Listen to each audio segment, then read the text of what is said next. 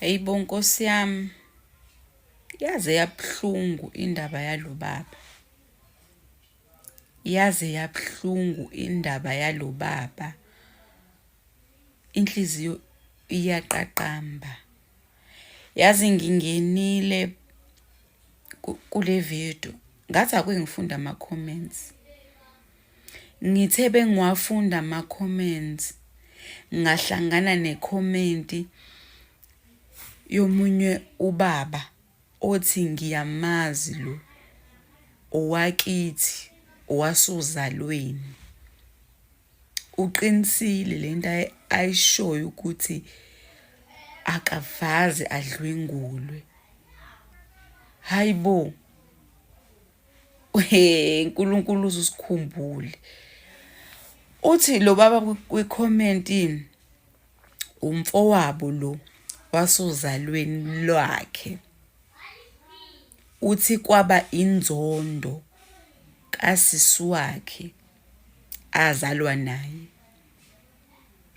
owambophisa wathi udlwengule ingane yakhe ekungumshana wakhe lo baba oboshiwe. Uthi lo baba lo baba oboshiwe waswela umkhulumeli. Wathi ngisho ubaba wakhe omzalayo akamlwelanga, ngisho abafowabo azalwa nabo abavazi bamlwele, ngoba usisi lo uNkulunkulu, usisi lo obophe lo mfowabo uyi-breadwinner kwabo, uyena ophakayo, ophakela abantu, uyena umnikazi wempuphu. Ingakho abafowabo balo baba oboshiwe bathula bangasho lutho. Ingakho ubaba walo baba oboshiwe engavaza ayilwele ingane yakhe, ngoba naku encenga ukuthi ingane yakhe yentombazane iyona. Hayibo, hayi uShembe azasikhumbule, azasikhumbule uShembe. Uma ubusiswe ngomsebenzi, abafowenu bengasebenzi, kanti bantu besifazane kunezinto ezinje esibe sizenze. Hayibo, uphunembeza ukuthi ungabophisa ingane yakwenu, wazi kahle ukuthi ayivazi zidlwengula ingane yakho. Uyaqhubeka lo baba uthi ingane yalikhuluma iqiniso ukuthi umalume akavaza ngidlwengule, kodwa ngoba naku udade wawo lo baba oboshiwe unenzondo towards umfowabo, ngoba futhi uyazi ukuthi umfowabo akanalutho, akanawo amandla ukuthi abe nabamela bazommela. Waqhubeka wayibopha ingane yakwabo, leke yahlala ejele since 2009 if ngingaphosisi. U2025 lo usahlele ejele, uhlelela into angayenzanga. Ngisho sikhuluma ingane awuvuki unembeza kumuntu wesifazane ukuthi hayibo, ingane ngamali ihlele ejele engenzile lutho. Akasabhodliki naleyo nzondo awenayo yonke leminyaka, athi hayi singimxoleleke lo angimzondele kona ongakona i-rape, noma ke ingane isingahambi yokusula icala. Namanje usabambile, ubambele ingane yakwabo. Hayibo, hayibo, kwaze kwanzima. Bantu besifazane besibuye senze izinto ezinjena. Ukuba i-breadwinner kusho ukuthi wena usungqoshishilizi kini.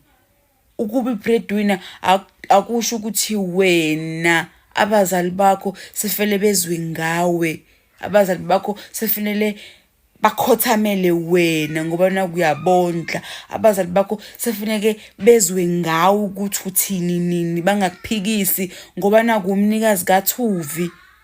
Hayi bantu besifazane ngeke ayihambi kanjena, ihambi kanjena.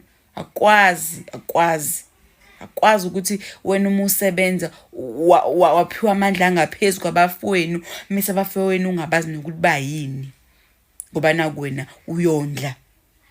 Hayibo bantu asisoze abantu besifazane saba inhloko zemizi ngisho sesithanda ngisho nganemali kangakanani awusoze wabe inhloko. Abazali bakho bakhona ibona inhloko zomuzi, abafowenu bakhona uma kukhona into engahambi kahle noma ofisa ukuyisho kuyaboniswana ngisho ukuthi unemali engakanani uhlala phansi nabafowenu nixoxe mntama ngibona kanje athi futhi bekutshela umfowenu ukuthi hayi dade la engathi akuhambi kahle umlalele. Hayibo ubani wathi abantu besifazane ngwane nisebenza sini namasende eswini awungeke. Hayibo lento lena yazi ngiyesontweni nje iyangidla ngendlela engizwise ngakona ubuhlungu ngezwe kufika inyembezi ngathi inkosi uzungikhumbule. And sikhohlwa into eyodwa webantu besifazane ukuthi uyabo ayile nokuthi umuntu wesifazane nje umuntu in general ukuthi yona yonke into yenzayo yenza kumuntu iyobuya noma isingabuyi kuwena iyobuya enganeni zakho and uyobuyisa isiqalekiso. Uzungakukhohlwa nangelilodwa ilanga lokho. Vele asikho perfect, vele amaphutha siyawenza siyohlezi siwenza kodwa awungeke awuleli uhlala kanjani nje kini ukhulileke unethezeke wazi ukuthi khona ingane yama wakhe lapha ejele engenzanga lutho wayibophisa ngoba nakingena lutho ngoba nakukhona inzonde khona noma ngabe khona kwabakhona abantu kwabakhona akusadluli mntama. Hayibo yaza buhlungu inhliziyo yami ngale video engibonile. Bantu besifazane ngeke, bantu abasebenzayo ngeke, ngisho ngabe umuntu wesilisa noma umuntu wesifazane nina ama breadwinner abo le mentality yokuthi nina nina ngoba naku nisebenza ayiyekeni ngani zakwethu. Yabo le mentality yokuthi nifuna ukukhothanyelwa. Hayibo le mentality yokuthi umzali ngiyasa kutshela lutho uwena usuzotshela yena ngoba kuyasebenza ayiyekeni. And nikhumbule into eyodwa ukuthi yabo lokuphiwa umsebenzi lokuphiwa amandla ukuthi kini noma kwenu kube uwena onamandla ngaphezulu kwabanye akukona ukuhlakanipha kwakho. Khumbule lo ukuthi kuumusa kaNkuluNkulu. uNkulunkulu wathemba wena ukuthi uzonika wena amandla mase wena usiza laba bakwenu umisa ikhaya lakho uvusa ikhaya lakho. Akwenzi lokuthi ukwenza umnumzane kini ngisho akuthiwa umfana akwenzi umnumzane kini futhi uyintombazane futhi akwenzi ukuthi uwena ungqoshishilizi kini sekuziwa ngawe usushaya imithetho abazali bekhona abafowenu abadala bekhona awusabonisani nabo ngoba kuphela wena unomnemali. Ngeke abantu abamnyama ngeke ayibuyeleni emasisweni ngeke. Abo lesilungu lesibokuthi isilungu lesi esesiphila ngaso gede indaba yaso fuseke indaba lesilungu.